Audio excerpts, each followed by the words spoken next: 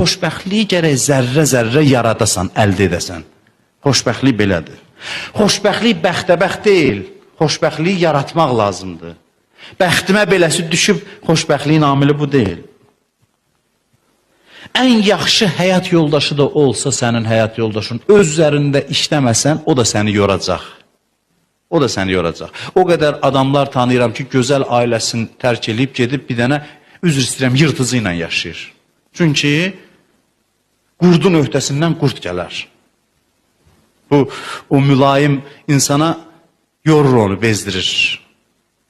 İnsan özü öz üzərində işləmirsə, ailə nə olur olsun, ondan bezəcək, yorulacaq. Xasiyyətdə olan nöqsanlar rəhmətdir, Allahın rəhmətidir. Qarşı tərəfin nöqsanları. Ona səbr eləyib inkişaf eləməlisən. Onun nöqsanları, eyibləri sənin inkişafın vasitələridir.